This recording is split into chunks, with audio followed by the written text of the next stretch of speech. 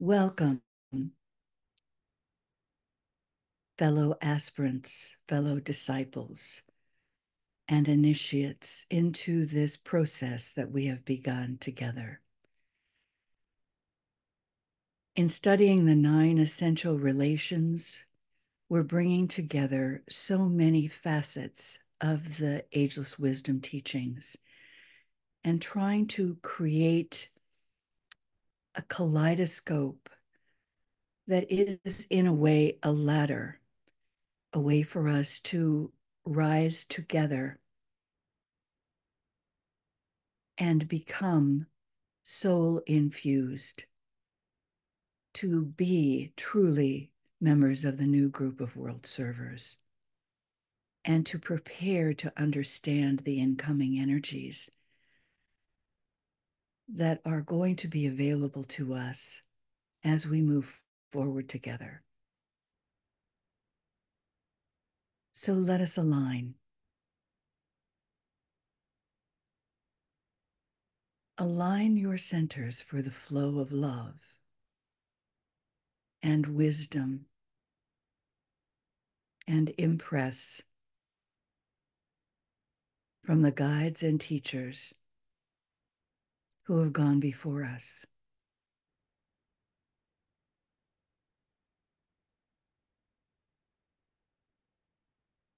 Align with all those working on behalf of the masters.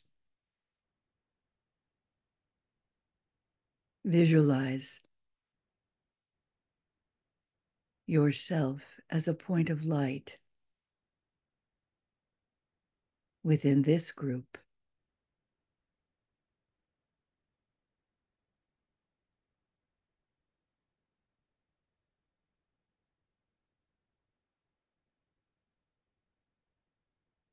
And see the circle gathered today. The points of light united. And lift that light to the highest point.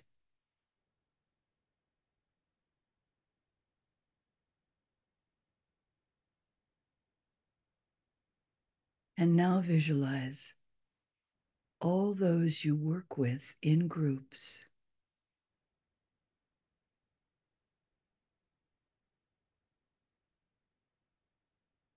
Your family,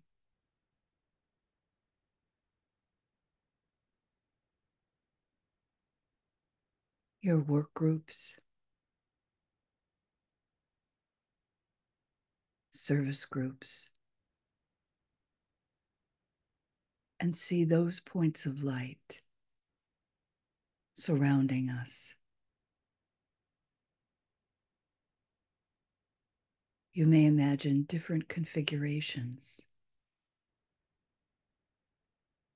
different geometrical configurations, but all points of light, some dim, others bright and radiating out.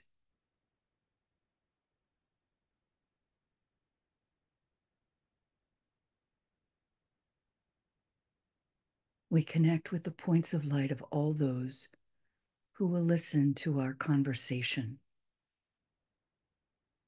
and our reading and voicing of the Ageless Wisdom teachings from Master Dwell Kul.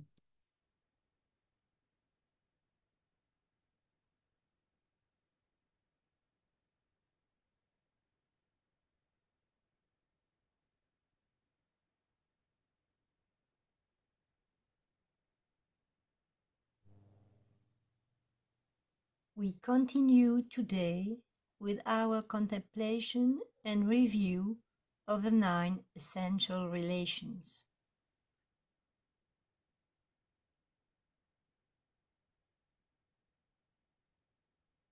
So, as you may have discovered, this soul personality relation is, in a way, a midpoint in the 8 essential relations that we will study and contemplate. And it really is the foundation for the coming relations that we will incorporate in the coming months. So we're taking more time and approaching this very, very carefully and thoughtfully as we move forward together with more on the soul, the causal body, and a focus today on the lower antakarana as the bridge of light. And then we'll move to the dweller on the threshold and the angel of the presence, that culminating battle of personality and soul.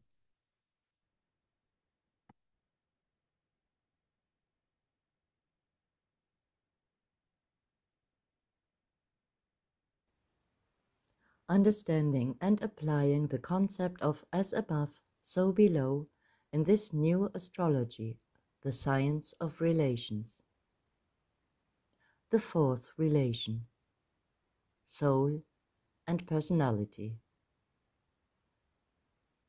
The dweller on the threshold, the causal body, the angel of the presence. We're taking more time and really looking deeply into the causal body as the bridge for us between the dweller on the threshold and the angel of the presence.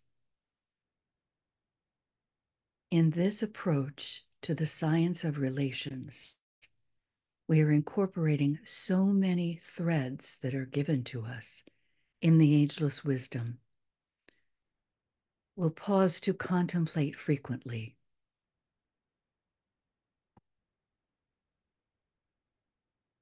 Let us sound the soul mantra. From the point, the highest point in the head center, linking to the immediate circle of your group members. See radiant lines of light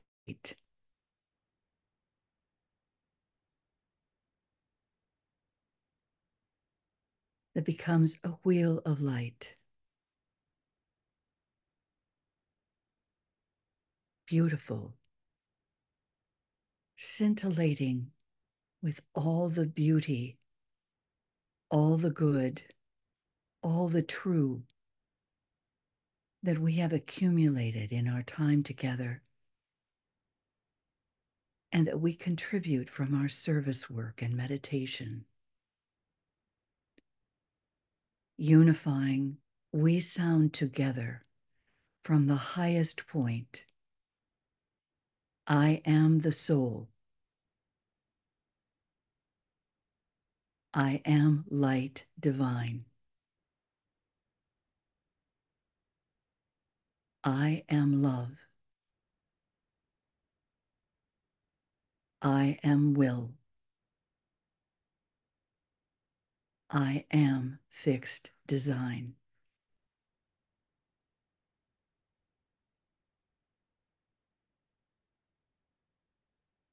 Sound a silent Om, confirming your part and this group's part in bringing forward soul consciousness to all humanity. As Master DK says, even though we feel small, we can think the teachings into the mind of humanity. That is our purpose.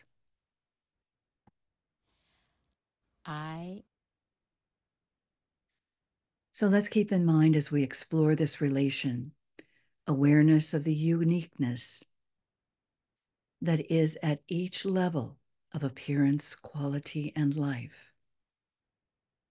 From the atoms and the cells in the bodies to our groups, families, communities, nations,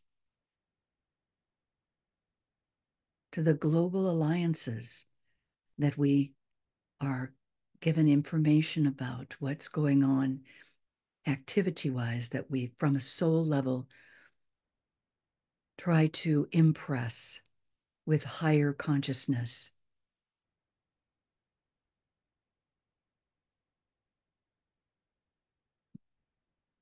So we hold that and recognize our own uniqueness and how we are integrating and offering, each in our own way, our highest and best as we move forward together.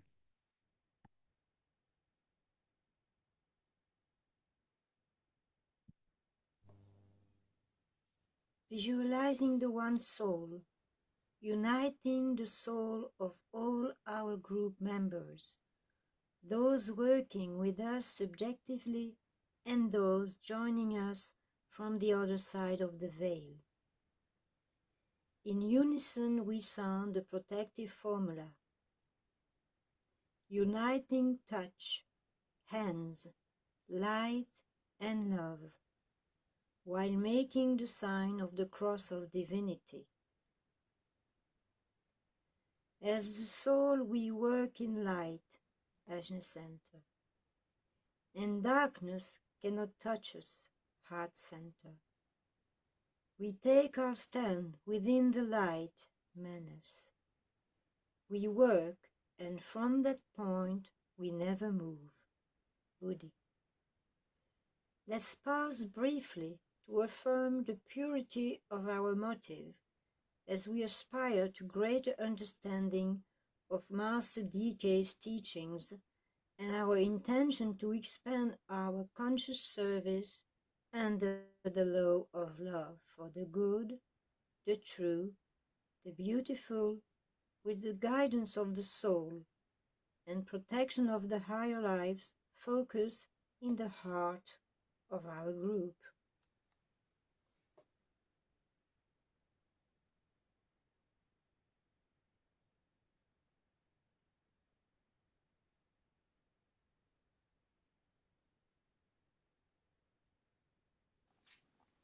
Four, the relation between the soul and the personality, which is the problem engrossing the attention of aspirants now, for they are the pioneers of the human family, the pathfinders into the world of the soul. With this relation, the mystics and the occultists concern themselves. The relation of the soul to the personality is developed primarily from the standpoint of meditation. It should be borne in mind that these rules of white magic are only for those whose personality is coordinated and whose minds are gradually being brought under control. The man or woman, therefore, is utilizing the lower mind, the reasoning mind, whilst the soul is utilizing the higher or abstract mind.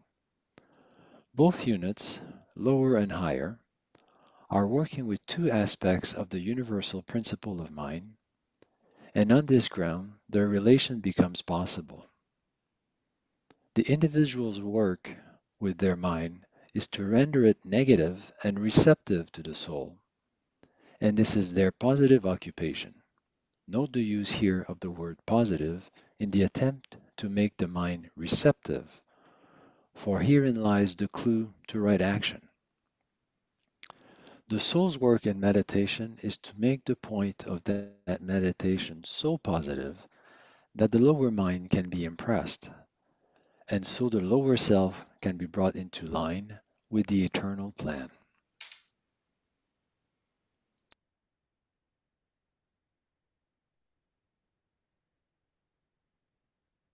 Let's pause here just to have each one consider the relationship of your concrete mind and higher mind, and how you're utilizing this relationship in meditation.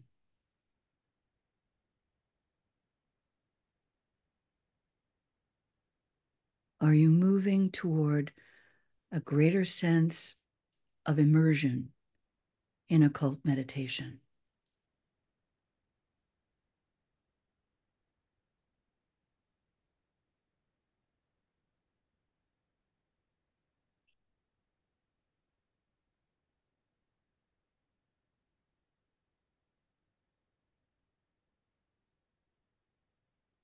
What assists you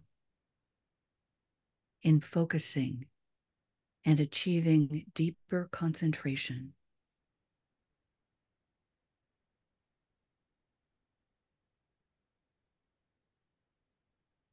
as the observer. Consider those times when you're meditating in group formation and techniques that you utilize to bring yourself into greater alignment, deeper concentration.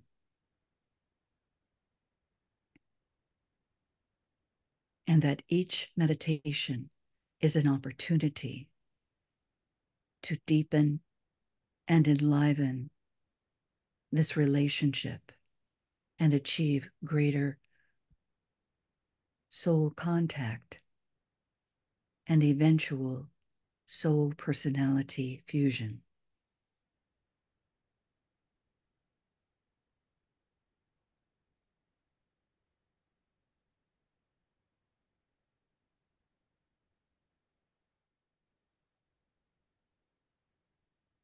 Are you moving along the line from the third relation, where the higher mind is the positive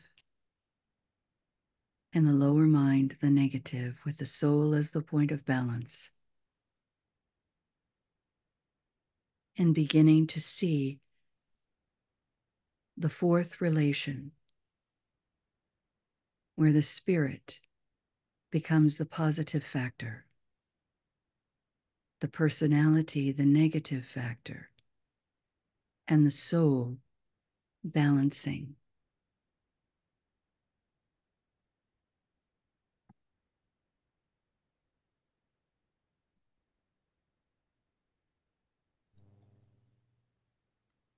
Permanent atoms. Those 5 atoms with the mental unit, one on each of the 5 planes of human evolution, the mental unit being also on the mental plane, which the mind appropriates for purposes of manifestation. They form a stable center and are relatively permanent. Around them, the various sheets or bodies are built. They are literally small force centers. We have the physical permanent atom, the astral permanent atom, the manasic permanent atom, the Buddhic permanent atom, and the ethnic permanent atom. In what way does he do this? The causal body begins to radiate the indwelling light. It has been constructed to a point where it is fine enough to act as a transparency, and where the contact of the ego is made with the triad, a point of flame appears. The light is no longer a dundered bushel, but suddenly flames forth and catches the eager eye of the master. It is the period wherein a man finds himself, discovers what his line of activity may be, what he can accomplish, and from the worldly standpoint comes into his own. Pause and visualize your aura, this sphere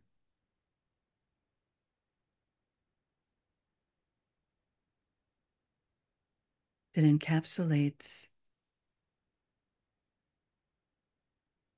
your subtle bodies.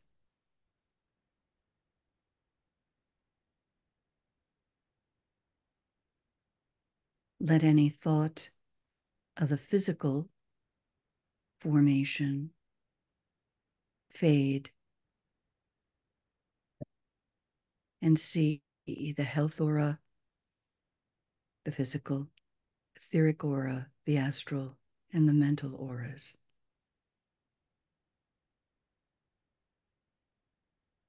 Within the auras,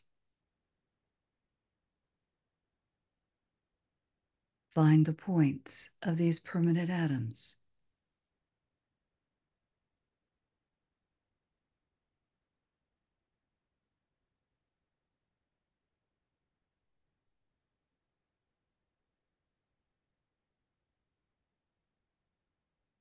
These are clothed in sheaths.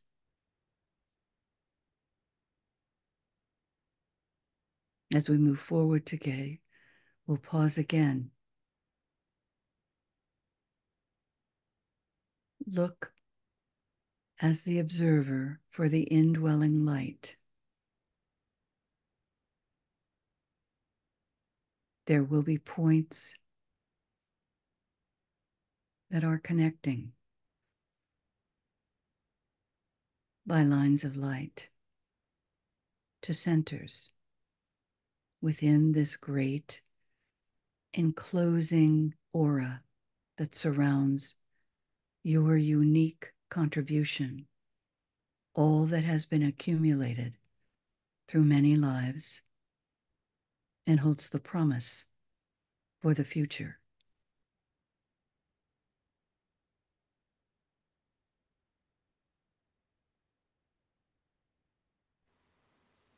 Every moment is a new opportunity for a realization of greater unity and approach to the next point of entry into a higher, deeper point of penetration in being.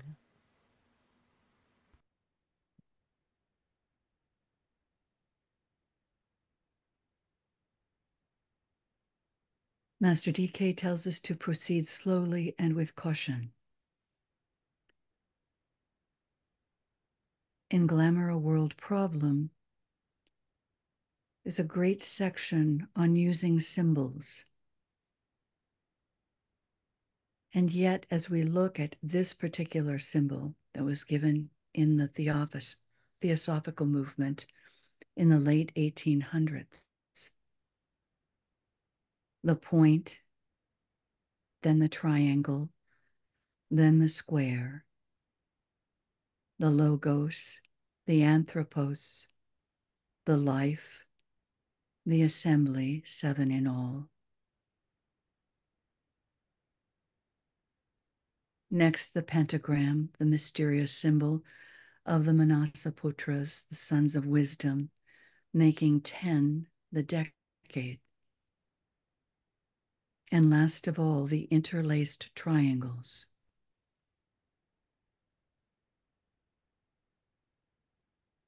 We have a great symbol of the one.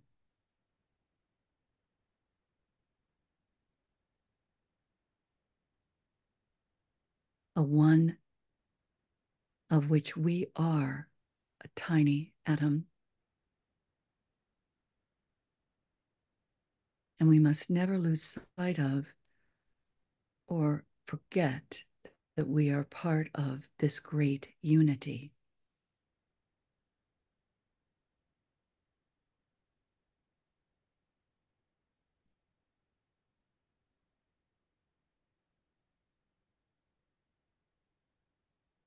Catherine, I think this is read already. Hence the effort made to teach all devotees simplicity, based on a trinity of foundation truths and the inculcation of one-pointedness. Each life tends to greater stability, but seldom is the threefold personality yet to be found lined up, if so I may put it, with the causal consciousness.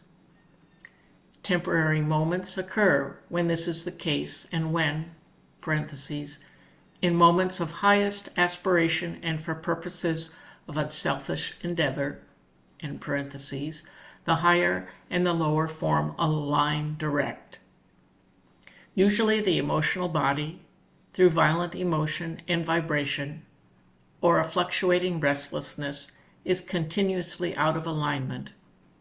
Where the emotional body may be momentarily aligned, then the mental body acts as an obstruction, preventing the percolation down from the higher to the lower, and so to the physical brain.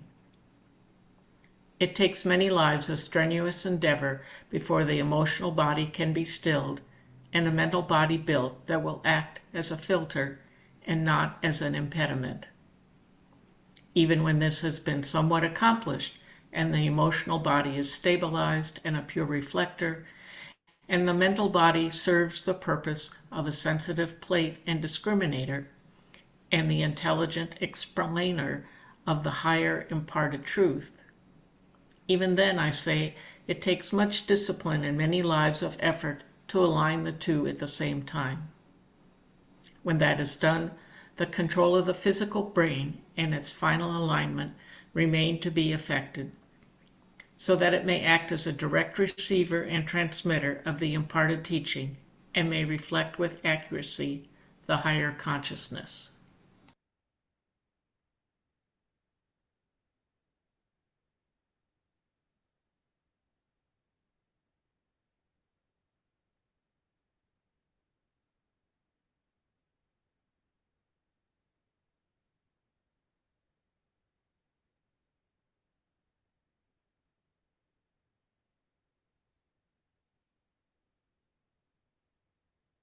So we continue, noting that the head center is awakened through meditation, service, and aspiration. And it is through this center that the soul makes its contact with the personality. As above, so below. The head center of our planetary logos is Shambhala.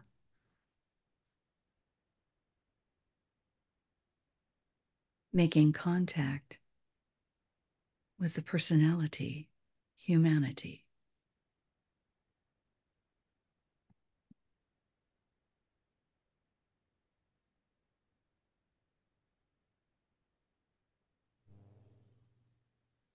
Only when the soul, symbolized as a solar orb, the mind, and the light in the head form one unit, the creative power of the solar angel can express itself in the three worlds and can construct a form through which its energy can actively express itself.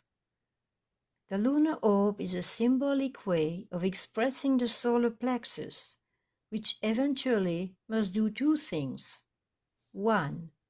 Blend and fuse the energies of the lower two centers of force, and 2. Raise these fused energies, and so, blending with the energies of the other and higher centers, reach the head.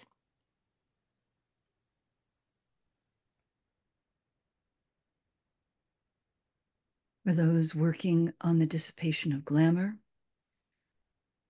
this is one of the outcomes of that work in using the triple light in group formation, and assists us in becoming trained observers, blending and fusing the energy of the two lower lights and raising and blending with the light of the soul, all on the mental plane.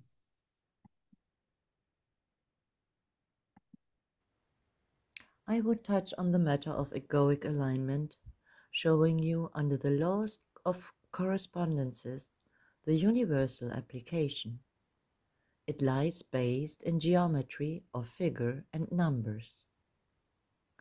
The aim of the evolution of humanity in the three worlds, the physical, emotional, and mental planes, is the alignment of the threefold personality with the body egoic, till the one straight line is achieved and the unique unit becomes the one. Each life that the personality leads is at the close represented by some geometrical figure, some utilization of the lines of the cube, and their demonstration in a form of some kind. Intricate and uncertain in outline and crude in design are the forms of the earlier lives. Definite and clear in outline are the forms built by the average advanced human of this generation. But when one steps upon the path of discipleship, the purpose consists in merging all these many lines into one line, and gradually this consummation is achieved. The master is one who has blended all the lines of fivefold development first into the three, and then into the one. The six-pointed star becomes the five-pointed star. The cube becomes the triangle, and the triangle becomes the one, whilst the one, at the end of the greater cycle, becomes the point in the circle of manifestation.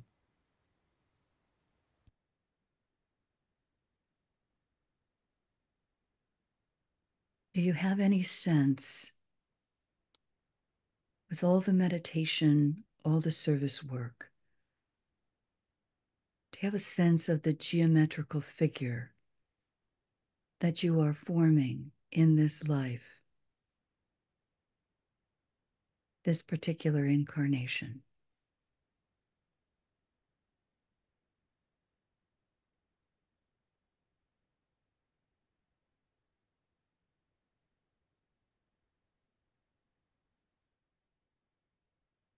Yvonne, would you read this for us, please?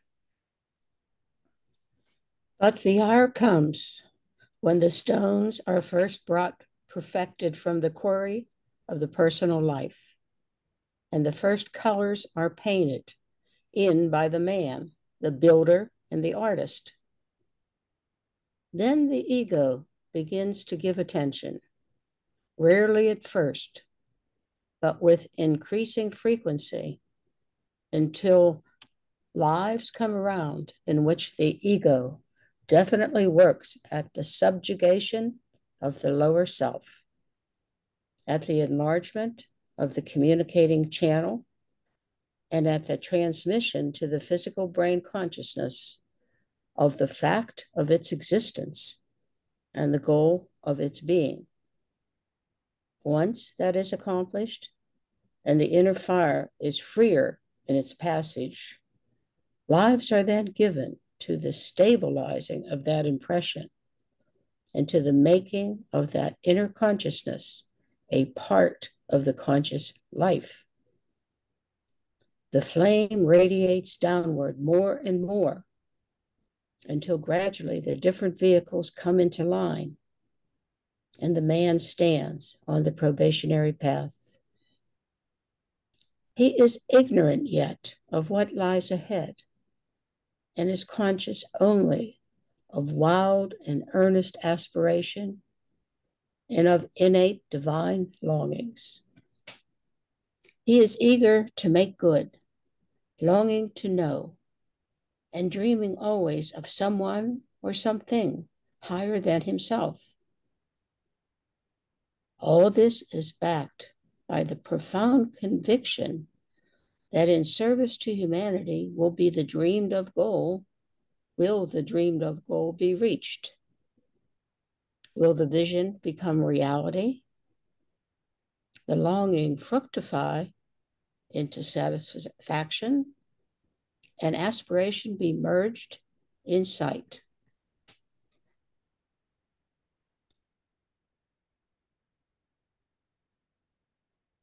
Most of us have achieved this point.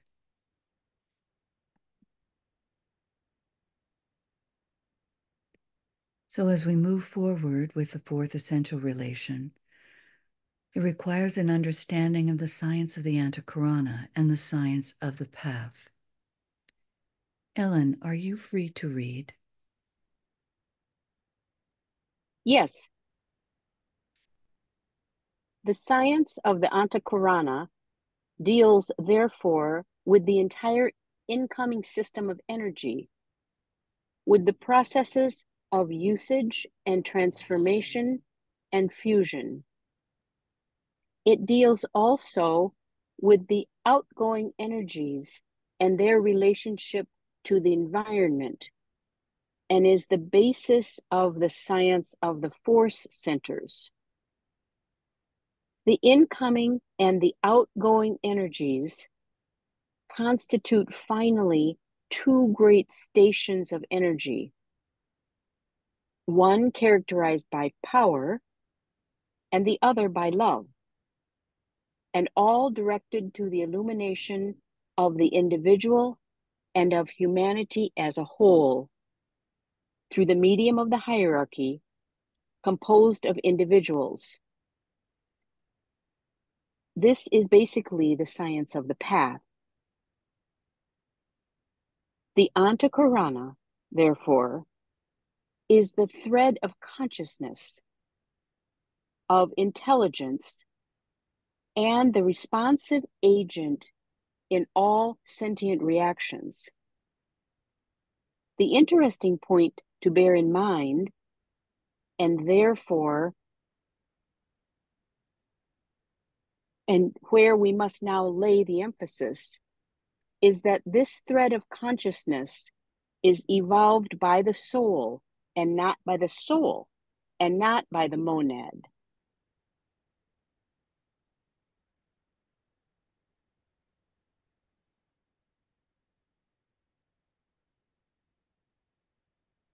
The entire incoming system of energy, the processes of usage and transformation and fusion, also outgoing energies and their relationship to the environment, the basis of the science of the four centers. This excerpt, this teaching, is something that could be pondered on in great depth. What we're going to attempt to do as we move forward together in studying the essential relations is to come back to this statement and recognize, as we look at the centers, not just the human centers, but the kingdoms as centers, the centers, planetary centers,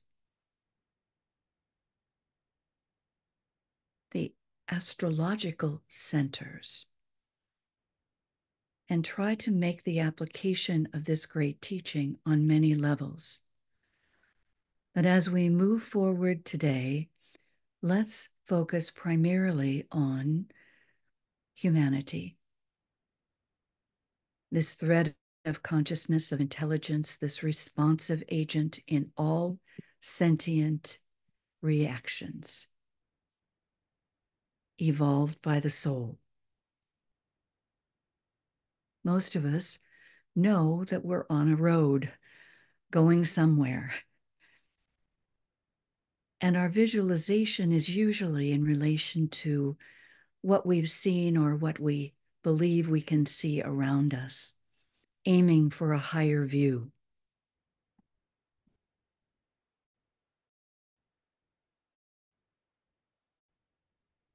Through meditation, study, and service, we engage in egoic groups and work toward ashramic affiliations,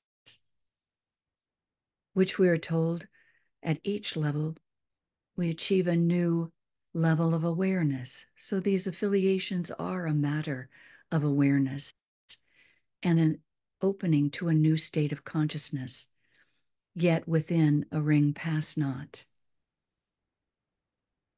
So we began, after using meditation 1 and 2, to do some deep work with meditation 4, in which we recognize our achieved alignment. We recognize the soul, the source of love, wisdom. We recognize those within the group and all the equipment that we are given. And we focused our attention to the difference, the distinction between will and purpose,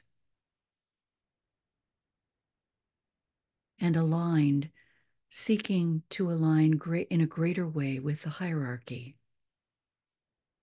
and to comprehend in some way and understand the way in which we're being impressed from Shambhala through the hierarchy, and become receptive to impressions.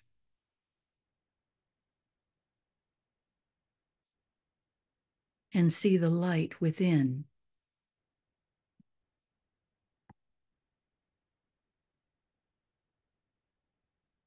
Within each greater light. we visualized the fourth relation, understanding meditation, service, and aspiration through the head center brings about this great relationship until the fourth initiation is undergone. It is the soul as the focal point for the descending light and for the ascending radiance. And that this dual activity reveals the nature of the will. And DK says, note how this phrase from an ancient writing describes the Antakarana.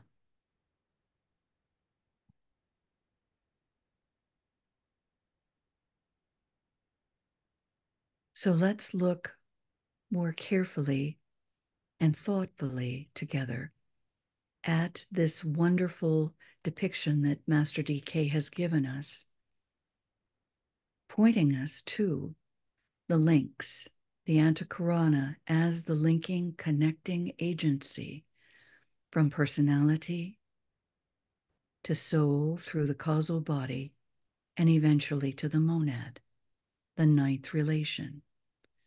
This gives us a picture of how we will utilize this beautiful image that we've been given by Master DK in the coming months as we reflect on the threefold soul, the causal body expressing itself through the three aspects of the mind, to eventually be able to have some recognition of the existence of the monad energizing the spiritual triad.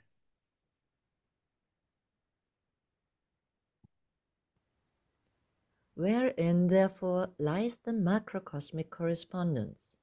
Where is the analogy in the solar system? An indication I give here. In the direct alignment of certain planets in the process of systemic evolution with each other and with the sun comes logoic or divine alignment. Think this out, but one word of warning I give. Seek not to work out hypotheses of alignment based on the physical planets. The truth lies not there. Only 3 of the physical planets, and those 3 in etheric matter, enter into the final alignment that marks the attainment by the Logos of the cosmic egoic consciousness, which is his goal of attainment. Of these 3, the Earth is not one, but Venus has her place corresponding to the emotional permanent atom. Further still, the alignment might be progressed.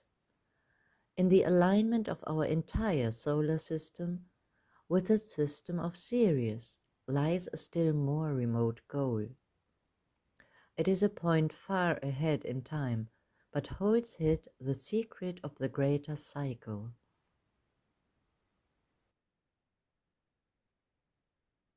So we're given some very important perspective here,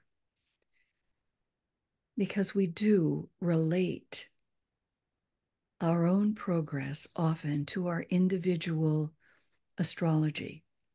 And we know in the science of relations and in esoteric astrology, Master DK tells us that there will be in the coming decades, or maybe thousands of years, but in the coming era, a new chart that will be based on what he calls the seed of the progressive chart that we can be able to access now.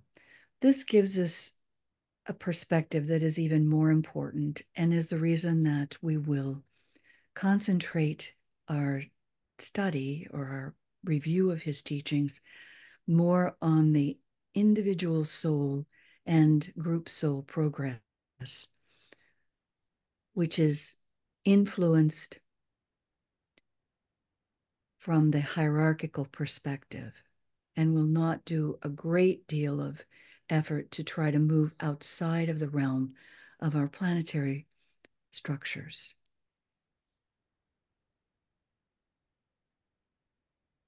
He says it should be remembered that the correspondences in the egoic lotus to the 3 planetary centers are as follows: Shambhala, the jewel in the lotus;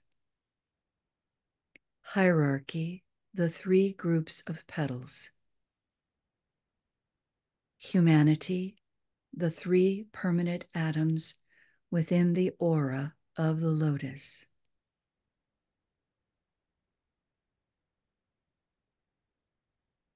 so let's pause now. Visualize the triangle of Shambhala, hierarchy, and humanity.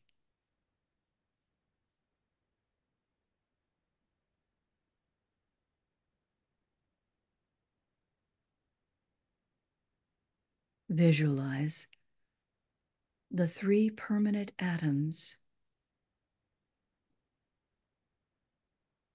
within the sheath, within the aura of your egoic lotus,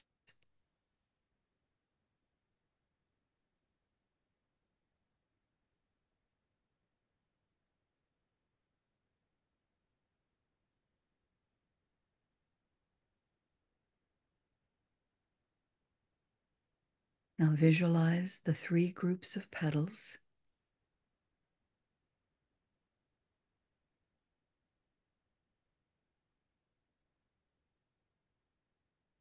You are aligning with hierarchy, with the Christ and the ashrams.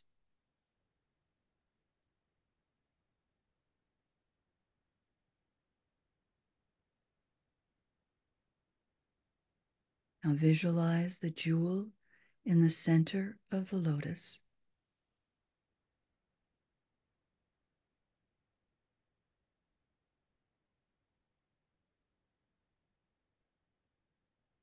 And recognize your alignment with the will of God in Shambhala.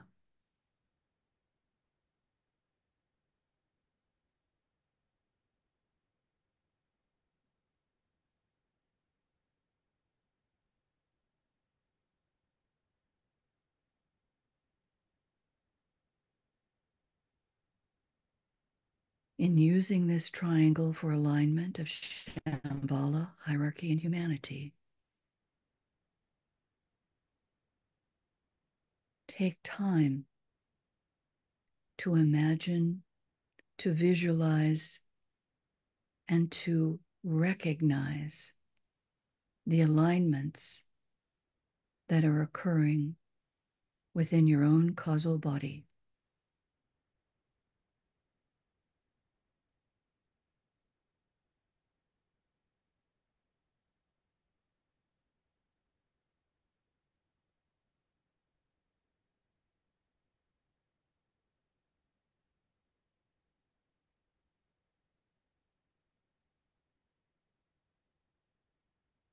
The whole training of the masters is concerned with the planetary, systemic, and cosmic building of the Antakarana.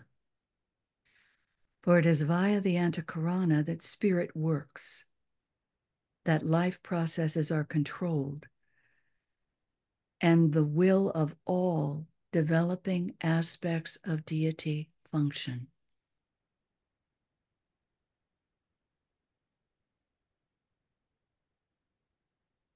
Forget not that relating our planet to the planet Venus is a planetary Antakarana, passing from thence to the heart of the sun, and later to the cosmic mental plane. There are rainbow bridges carrying the sevenfold energies of the seven rays from planet to planet, from system to system, and from plane to plane on cosmic levels.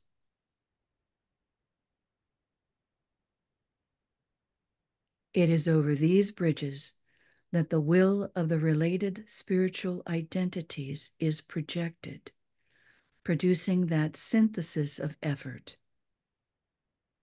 which is distinctive of the cooperative systemic life.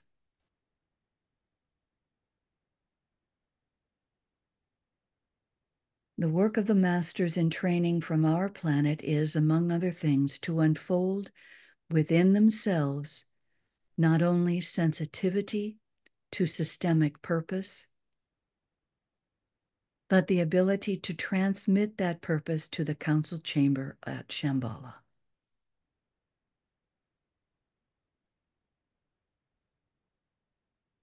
They have, in an extraplanetary sense, a definite correspondence with and relation to the group of Nirmanakayas, the divine contemplatives, within our planet, who work in contemplative activity with the Antakarana, which connects the hierarchy with Shambhala and humanity with the hierarchy.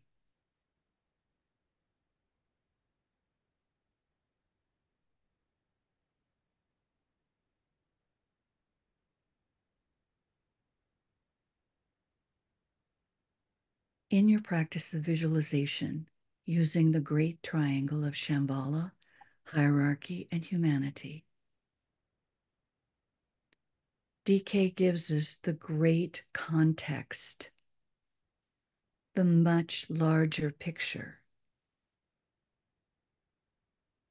and connects these great ideas that we've been given in the teaching in a way that helps us to understand the importance of building the Antakarana on the lowest level and how we utilize the Antakarana as we work together in meditative formation, particularly at the time of the full moon.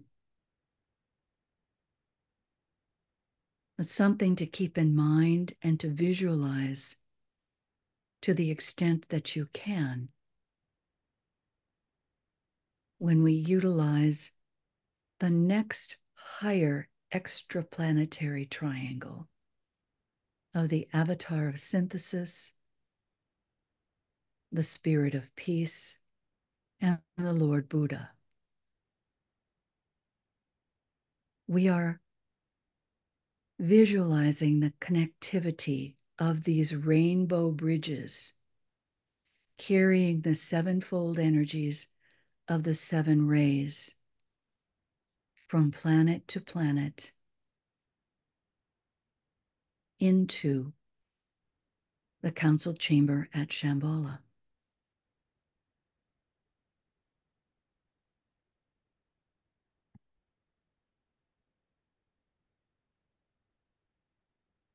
Catherine, would you read this for us, please?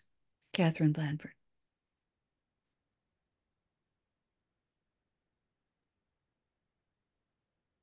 The members of an ashram are all in the process of demonstrating love and pure reason, and they are at the same time focusing themselves in the will aspect of divinity. This statement may mean little to you at present, but it is fundamentally the factor which creates higher Antakarana, uniting the hierarchy and Shambhala. This makes the planetary purpose of so much importance.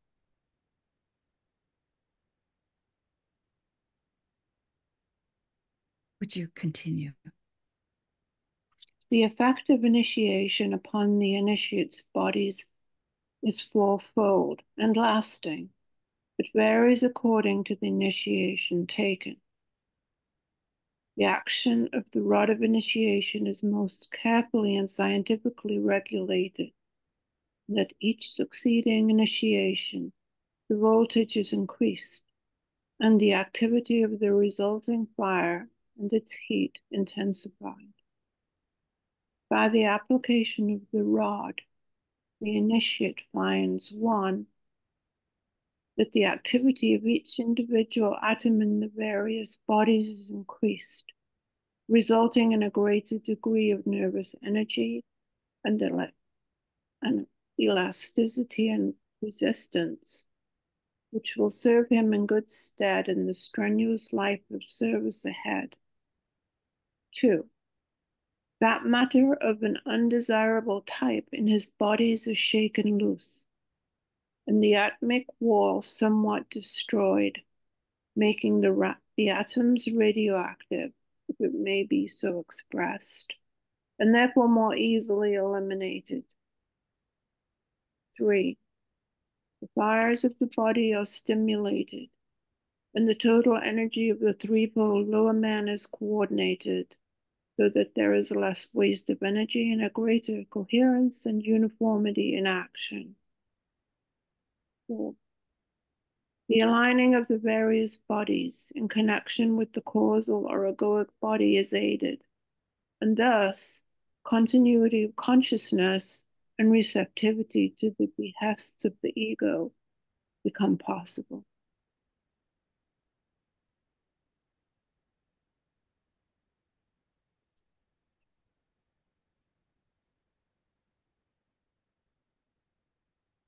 Much to ponder, and yet an important context in relation to the effect of initiation, for we are all, as part of humanity, in the initiatory process. If we are not uniquely along the path of initiation as disciples. And DK does tell us that in any group, we have those at various levels of initiation, first, second, third, fourth, and fifth. So in group formation, each individual is at a different point in terms of this activity at the atomic level that is going on, and each group is at a different point in the atomic level. Those permanent atoms, what is happening in group formation is at the level of the permanent atoms. This is a very important recognition for us.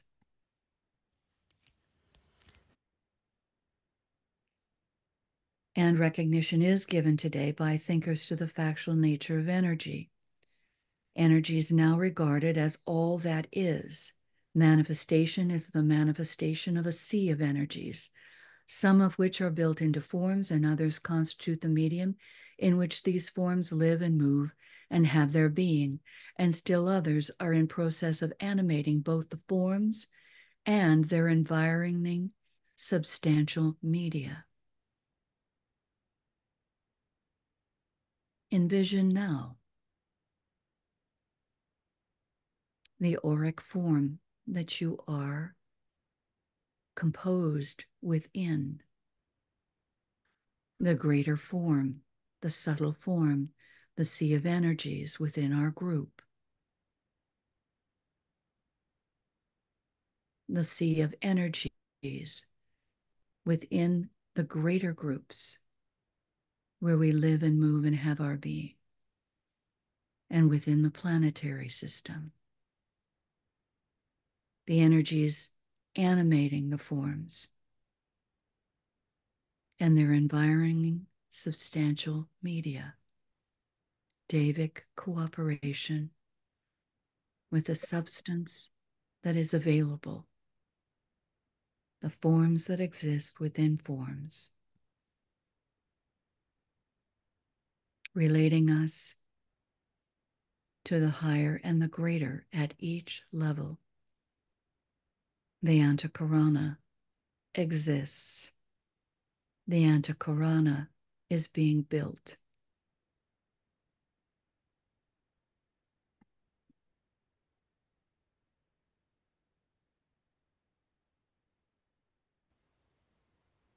Aspirants and disciples represent those brain cells which are beginning to fall into the larger divine rhythm. They are learning the nature of responsiveness. Inhalation, exhalation. Involution, evolution. Expression, reception. All rhythmic, all part of the cycles of divine circulatory flow. Therefore, to be counted among them, we are learning the purpose for which humanity exists, the objective before the group of world mystics and workers, and the ideal set before the individual aspirant are the same as in the individual meditation, the achieving of that focused attention and mental quiet wherein reality can be contacted. The true and the beautiful can be registered. Divine purpose can be recorded, and it becomes possible to transmit to the phenomenal form upon the physical plane the needed energy whereby the subjective realization can be materialized. The aspirant does this in connection with his own soul purpose if he is successful in his endeavor. The disciple is learning to do this in relation to group purpose, and the initiate cooperates with a planetary purpose. Thus, DK gives us a clear statement in relation to where we are, where each of us may be along the path.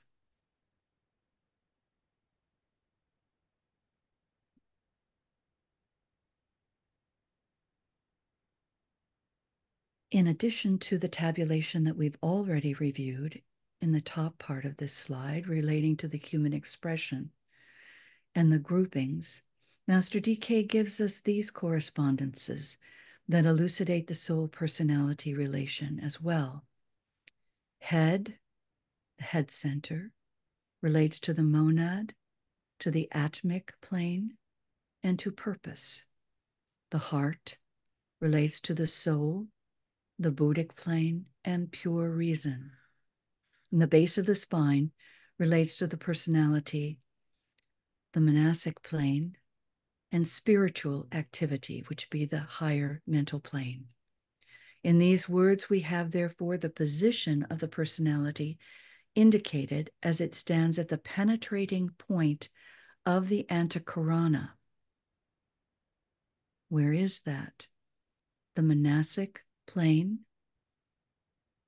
the higher mental plane, and this would be the center, the base of the spine that is in the brain. Working through the spiritual triad, the Antakarana as it connects the lower mind and becomes the agent of the purpose of the monad, working through the spiritual triad, Buddhi, to achieve that atmic level purpose relating to the personality by the Antakarana. Essential in the soul-personality relation.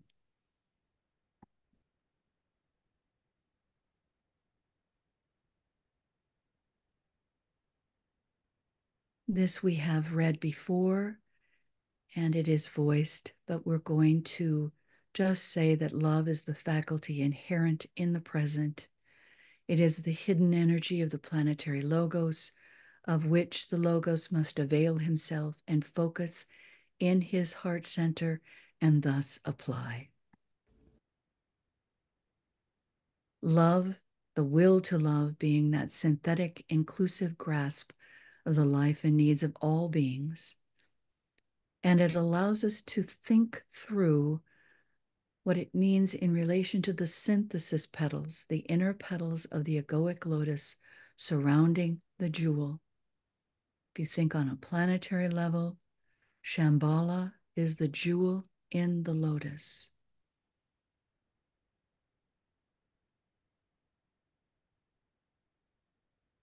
You can make those relationships. Hierarchy, the spiritual triad, love as pure reason.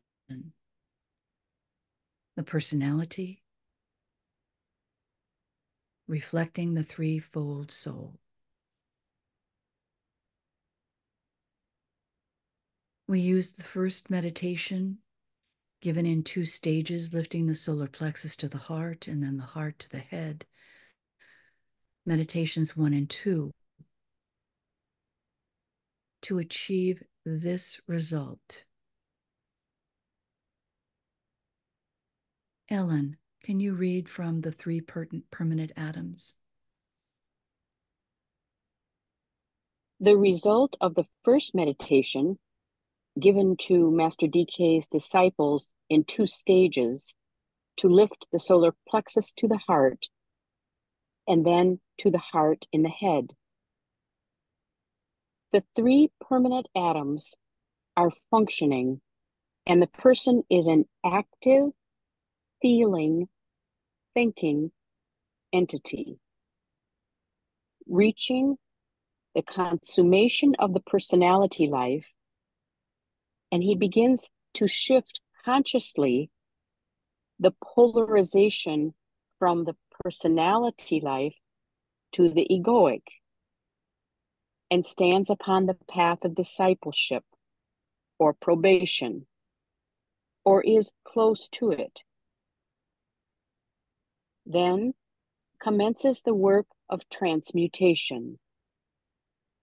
Laboriously, painfully, and carefully forces the consciousness higher and to expand at will, at any cost.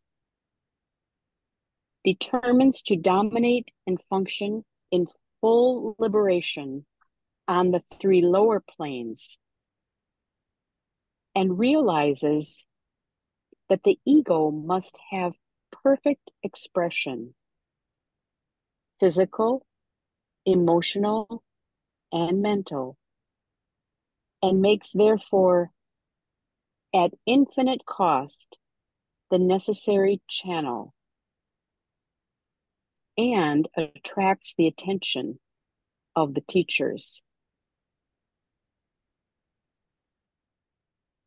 We have read this before, and in essence, he gives us a confirmation of the progress that must be made along the path of probation and the path of discipleship, that each life does attain a greater stability, and that we overcome the influences of the emotional body, necessitating this service to dissipate glamour, not only for ourselves, but for groups and for the world. And it is lives of strenuous endeavor before this is accomplished. When all this is done and the mental body serves as a sensitive plate and discriminator, as he says, then there's control of the physical brain, and its alignment remains to be affected so that it may act as a direct receiver and transmitter of the imparted teaching, and may reflect with accuracy the higher consciousness. So those who are still struggling to free themselves from glamour, groups that are still struggling to free themselves and dispel illusion, we need to be cautious in terms of the recognition of what the higher really is. What is that higher consciousness? And that the impressions are truly pure.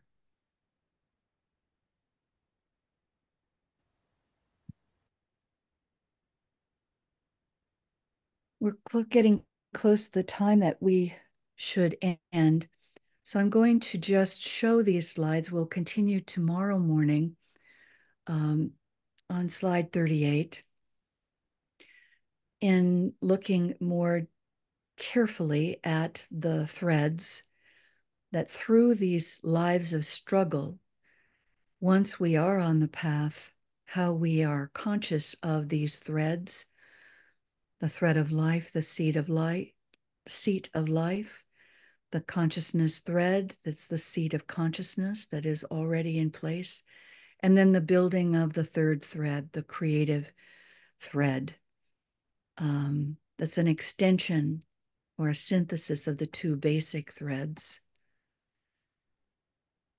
and more detail about this, it should be borne in mind that the soul body is constructed of pure white light, an important point. We'll talk about that in greater depth tomorrow. We'll do a short meditation, a brief visualization, and then relate it to the path of initiation, and what we have previously talked about, the first three relations, because there is a direct correlation to those. Well, let's close today with this concept for us to ponder on, that the energy of the new group of world servers could be likened to the Antakarana, which connects humanity with the hierarchy. The new group of world servers providing a channel of contact with the ashrams of the masters, and those doing the meditation and the service work of the Triangles Network, building this Antakarana, the new group of world servers, those doing the reappearance of the Christ meditations, so that when the Antakarana of a group is rightly constructed, then the individualized group will disappear in the full consciousness of the monadic purpose or clear directed will. So thus, the focus for many to truly become part of the new group of world servers, to be contributing and connecting as part of this great Antakarana.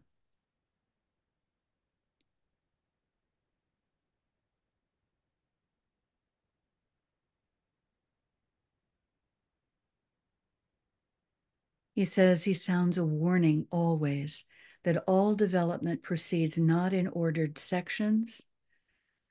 It proceeds as proceeds the greater system, with constant overlapping, with parallelism, due to the inherent ray of the spirit or monad, due to cyclic changes, very important as we study the science of relations, due to the diversity of forces playing astrologically, often from unknown cosmic centers upon the palpitating life within the atoms.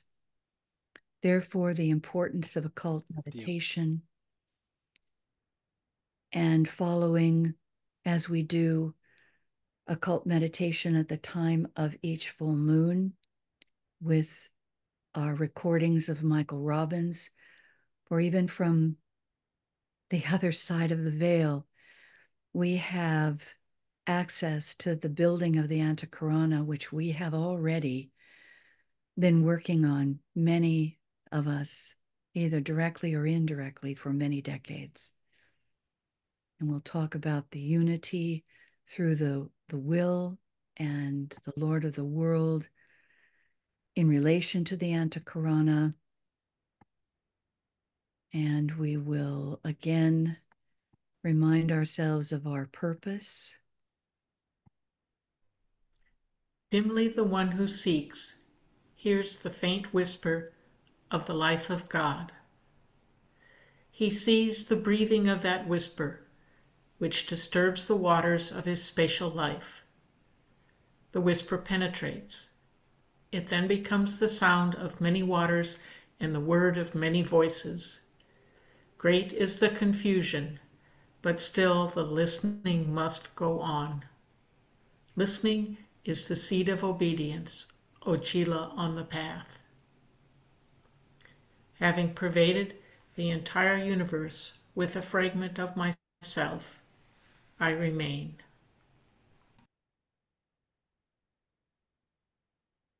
We'll begin to look at the integration of sound, the chord of the ego,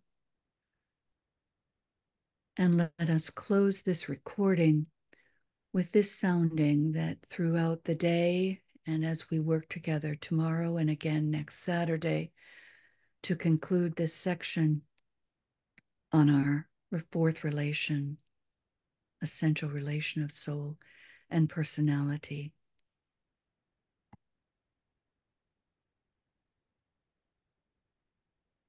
align, and project a beam of light.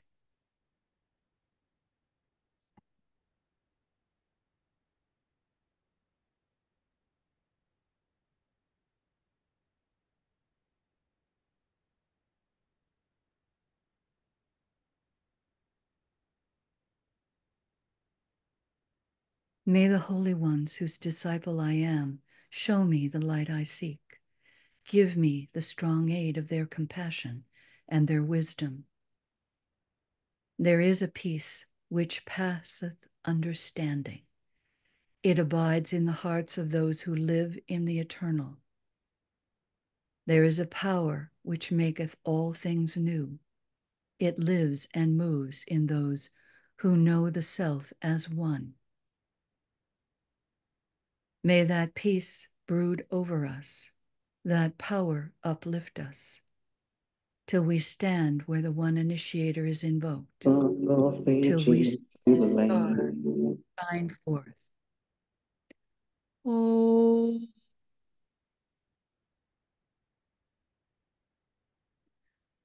Would you each sound an Om as we close today? Open your mic in turn. Yvonne. Om. Ellen. Oh.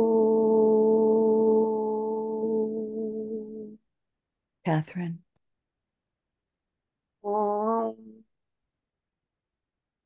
Catherine Powers. Oh. Heike. Oh.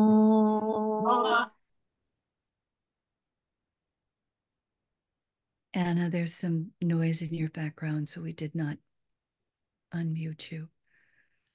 Thank you all. We continue again tomorrow at this time. Going to pause the recording, and we will record some comments